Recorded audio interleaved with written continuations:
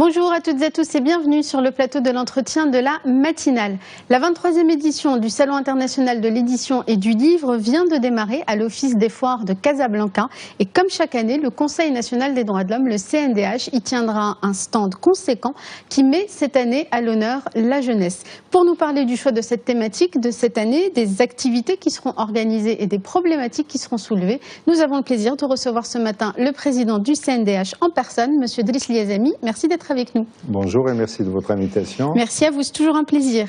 Alors, juste un petit mot d'abord de cette thématique, la jeunesse. Comment on définit la jeunesse ? Écoutez, il y a des définitions en termes d'âge. Les Nations Unies parlent de la catégorie de 15 à 24 ans, l'UNESCO de 15 à 35. Mais en fait, fondamentalement, c'est une catégorie sociale. C'est d'abord, au Maroc, c'est une catégorie sociale très importante. Pratiquement 50% de la population marocaine a moins de 25 ans. Deuxièmement, dans le temps, dans la société traditionnelle marocaine, on passait quasiment de l'enfance à l'âge adulte pratiquement sans rendre compte. Parce que le mariage était très très précoce et aussi parce qu'on rentrait dans le système éducatif, productif très rapidement. Aujourd'hui, en raison de l'allongement des études, en raison du mariage de plus en plus tardif, mais aussi en raison du fait que l'éducation ne se passe plus simplement dans la famille, elle se passe avec les pères, elle se passe avec les moyens modernes de communication. Donc c'est une catégorie sociale importante. Un chiffre, durant les prochaines années, nous allons accueillir sur le marché du travail marocain chaque année 200 000 jeunes, d'où l'importance de cette catégorie sociale au Maroc. Alors, comment vont s'organiser les activités autour de cette thématique? Quels seront les temps forts des journées sur le stand du CNDH? Écoutez, pratiquement chaque jour, une dizaine d'activités sur le stand, avec un moment pour présenter les initiatives des jeunes. On parle souvent de la désaffection des jeunes pour la citoyenneté. Nous voulons montrer toutes les initiatives citoyennes de jeunes dans tous les domaines. À travers tout le territoire? À travers tout le territoire. Toutes les commissions régionales, les 13 commissions régionales du CNDH ont été mobilisées à cet effet. Nous voulons aussi présenter les ouvrages qui traitent avec leurs auteurs, que ce soit des créations littéraires ou des ouvrages d'analyse, des essais. Il y a aussi des moments de discussion, débat sur toutes les thématiques qui intéressent les jeunes. Les jeunes, ce n'est pas simplement le sport, comme souvent dans les dénominations gouvernementales. C'est l'éducation, c'est la culture, c'est les problèmes psychologiques, c'est le civisme, c'est tout. Et enfin, en fin de journée, des groupes de jeunes qui discutent avec un invité de marque, une personnalité. On a rappelé Mohamed El Ghas, qui était un grand ministre de la jeunesse et des sports, Rachid Madran, qui est ministre de la justice et de la jeunesse en Belgique, Rahma Bourqiya, qui est une grande sociologue, Amin El Mrinil, Hakim Al-Haïté, qui viendra parler du climat et des enjeux climatiques. Donc une dizaine avec pratiquement 300 participants.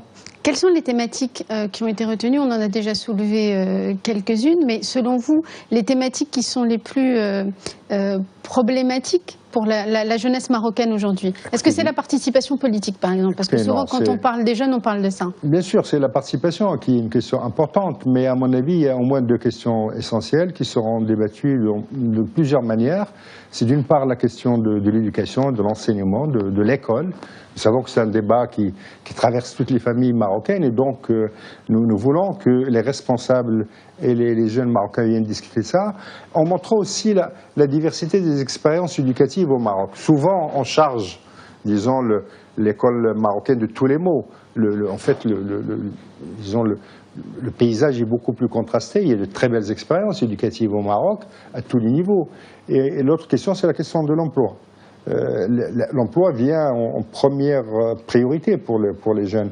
L'insertion dans la vie civique, dans la vie active est l'élément essentiel de l'intégration dans la société.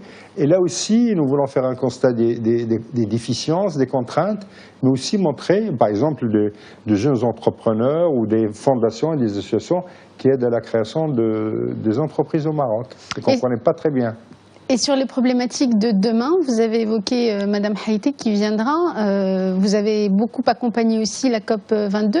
Les jeunes et le changement climatique, c'est aussi une thématique qui est porteuse? Écoutez, il y aura une journée spéciale le 15, si ma mémoire est bonne, le 15 qui sera consacré toute la journée. Tous les débats seront autour de la question du climat et de l'environnement, avec la présentation d'associations qui étaient présentes, de jeunes qui étaient présentes à Marrakech, des initiatives en région, pas simplement au niveau de la capitale ou de Casablanca, du centre, mais aussi en région. Et puis, pour clore la journée, une heure de discussion avec Mme Hakim Al-Haiti, qui est ministre de l'Environnement, mais qui est championne, c'est-à-dire qui est porteuse aujourd'hui de ce qu'on appelle au niveau international l'agenda de l'action, c'est-à-dire l'agenda de toutes les initiatives qui sont en train d'être menées de manière très concrète pour lutter contre les effets des changements climatiques. Est-ce qu'il y a aussi des échanges d'expériences qui sont prévus? Vous avez évoqué Rachid Madran. Est-ce qu'il y a aussi la jeunesse marocaine de l'étranger qui peut servir de modèle à la jeunesse marocaine d'ici? Écoutez, il y a un débat qui est prévu avec des élus, de jeunes élus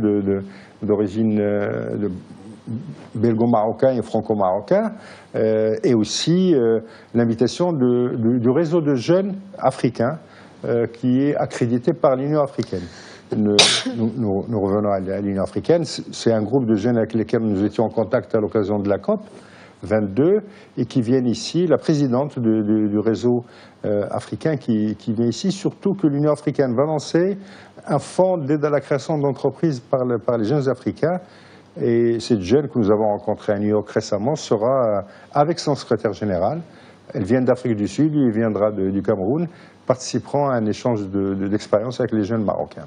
Alors, la société civile et la jeunesse marocaine, vous avez parlé d'un vivier qui va venir de différentes régions. Les commissions du CNDH sont mobilisées. Est-ce qu'il y a vraiment une jeunesse engagée, impliquée aujourd'hui dans les différents mouvements de la société civile au Maroc? D'abord, il y a une jeunesse qui est connectée. 17 millions de Marocains aujourd'hui sur le net. Moi, j'ai eu l'occasion récemment, pour préparer ce salon, de dîner avec des blogueurs et des jeunes Marocains et Marocaines actifs sur les réseaux sociaux, sur YouTube, sur Twitter ou sur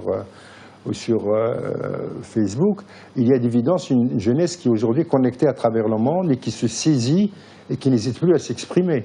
Elle s'exprimait déjà par exemple par la musique. Le rap marocain, de mon point de vue, est une sorte de manifeste des attentes et des aspirations des jeunes. Il suffit de tendre l'oreille et d'écouter les paroles de ce que ces jeunes disent. Ou la culture urbaine dans son ensemble. Absolument. Ouais, mais je veux dire, deuxièmement, c'est dans le mouvement associatif organisé. Et dans le mouvement associatif organisé, aujourd'hui, nous sommes, toutes générations confondues, à une moyenne de création de 5000 associations par an. Donc, ça veut dire qu'il y a un véritable mouvement civique qui reste local, très très local, qui n'est pas nécessairement connecté en réseaux nationaux, ce qui peut-être affaiblit sa capacité de négociation, de discussion avec le gouvernement au niveau central, mais réellement qui est présent sur le terrain. Et enfin, à mon avis, un mouvement associatif de jeunes qui est de plus en plus spécialisé, qui prend une cause. Le Sourire de Reda, cette association casablancaise qui s'occupe du suicide, ou certaines associations, par exemple, qui s'occupent des usagers des drogues. Donc là, on a qui étaient des thématiques très peu assumées. Absolument, on avait plutôt affaire avant à des associations généralistes liées à parfois à des mouvements politiques et très globaux. Aujourd'hui, on a des jeunes militants, des jeunes citoyens qui choisissent une cause, parfois humanitaire, parfois sociale, parfois civique, à la limite de l'action politique, et qui sont de plus en plus actifs et de plus en plus professionnels, qui sont aussi connectés. Les réseaux de jeunes qui s'occupent de l'environnement, par exemple, sont connectés à tous les réseaux internationaux qui agissent sur le climat.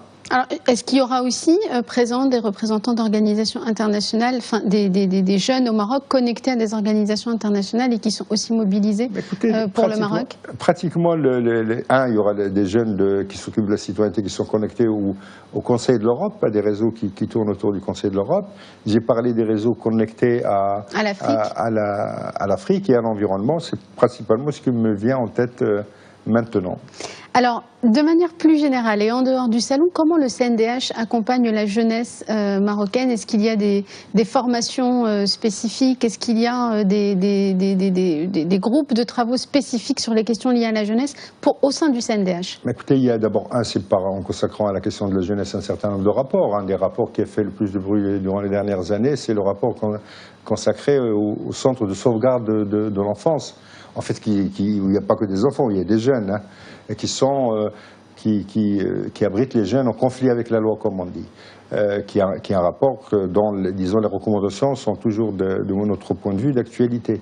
Il y a surtout un immense travail qui est fait par les commissions régionales avec les clubs de la citoyenneté qui existent dans les établissements scolaires marocains. Nous avons signé des conventions avec toutes les académies régionales qui existent au Maroc.